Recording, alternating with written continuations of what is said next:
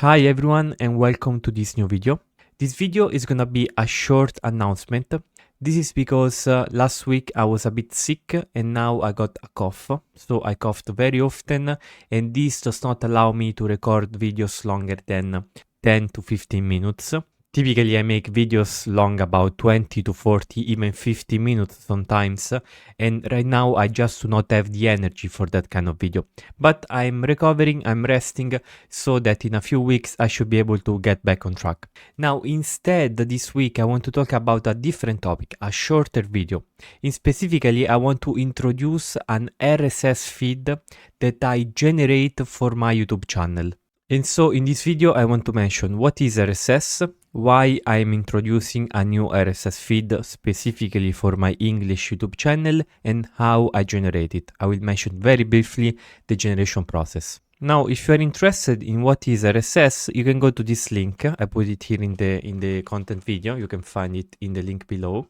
And you just go into this link and it explains about what is RSS. Now, the idea is that the name is an acronym for Really Simple Syndication. And RSS is a web content syndication format, meaning it is a format that allows people to understand when a content creator creates new content and uploads the new content somewhere on the web. Now, RSS is a dialect of XML, so like an RSS feed is just XML. So what's the idea behind RSS? It's simple. You use an RSS client to subscribe to an RSS feed.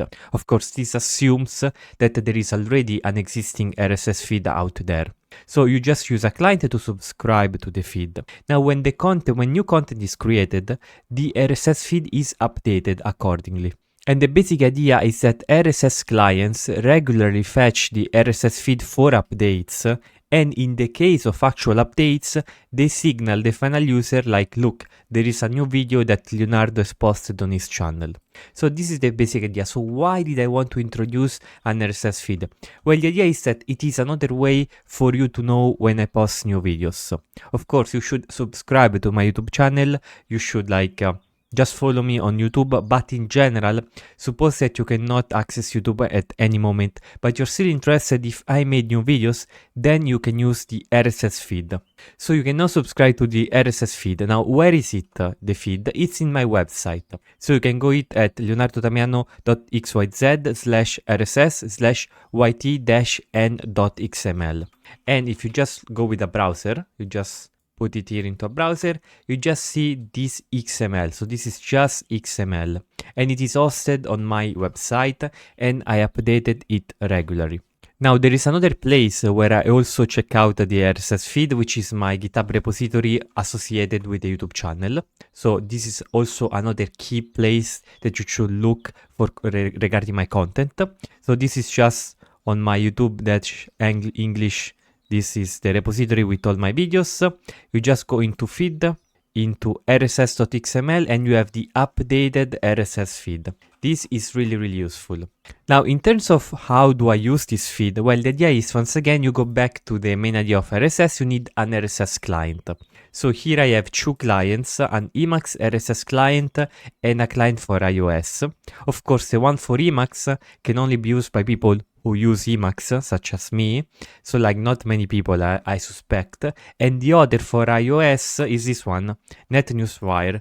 It's really useful and minimal, and I just suggest you to use it because it's just simple and clean. That's how I like it. So this is the general idea. Now, if you look at the RSS structure, we can see that it starts with some XML tags defining the RSS feed. There is an opening RSS tag, and then at the end there's a closing RSS tag. Then there is a channel tag, which contains the title, link, description, and a link to where the feed is currently resides. And this is sort of like a general introduction to the channel. Now, this description is in Italian, but essentially it says data and metadata regarding the videos I upload, because I also have the same feed for my Italian YouTube channel, but they are handled differently. And then for each video, I have an item tag. So I have item here, which ends here, and this is the latest video. And for each video, I have the title. So for example, the latest video was the video on file inclusion. Then I have this unique identifier, it's not really that important, the link to the video, the publication date, and the description. So here we find all the timestamps, all the reference with the links, all the contacts and things like that. So for each video I have an item tag such as this one. Now, why do I want to create such a RSS feed? Just to give the people another mechanism, another way to follow my content. Another way that they can, sort of like, with this feed, they can do whatever they want. It's sort of like, I think it's helpful for people who already know RSS. If you don't know RSS, it could be a chance to get to know this technology because it's extremely simple and useful. You know those recommendation algorithms, for example, in YouTube, in all the social media. Sometimes they make sophisticated decisions, but you don't really want that. You just want to know, like, look, I want to follow this guy, let's follow his videos, let's follow another guy's videos and things like that. So that's the general idea. This is why I wanted to like handle this RSS feed by hand, sort of. And this brings up to the last topic, how do I generate it? Now the general idea is that I use Emacs for all my workflows, and for handling my YouTube channels I also use Emacs.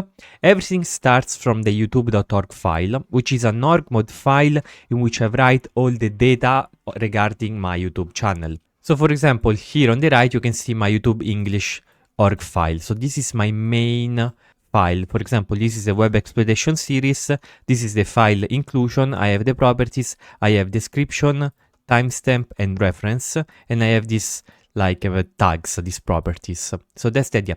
Now, starting from this, I read this file and I parse it programmatically through Emacs API. Then I go through Emacs Lisp, which is the language in which Emacs can be used, sort of. And with this language, I generate the actual feed. Now, if you're interested in the process, like in details about the process, and you want to see all the code that goes behind that, I've written a blog post in my blog in which I explain everything that needs to be explained regarding the RSS feed generation, which I do for both of my YouTube channels, the Italian one and the English one. And in this blog post, I go through all the code. This is Emacs Lisp code, through all the code necessary to generate this. And also here in the blog post, you can see a single .el file, which stands for Emacs Lisp. So this is Emacs Lisp code. And this code contains all the code that I use for the generation of this feed. You can see it here. And this is the actual code that handles the generation of the RSS feed. It's under MIT license, so you can do whatever you want with it as long as you keep the license. And this is just Emacs Lisp code. I mean, like Lisp is not a very popular language, but I'm starting to really appreciate it. In the future, I might make some more videos explaining how I use it, why it's useful to me, and things like that in many different contexts. In the context of, for example, video generation, but also in the context of penetration testing and security research activities. So that's it. In these small videos, I have to stop because coughing is really like annoying to record while I cough. I have to stop now. In this video, I just wanted to tell you, like, look, now you also have this RSS feed. If you know about it, you should take advantage of that. And if you don't know, it's a good opportunity to learn about this simple technology. Sometimes it's better to keep things simple. That's it. See ya to the next video.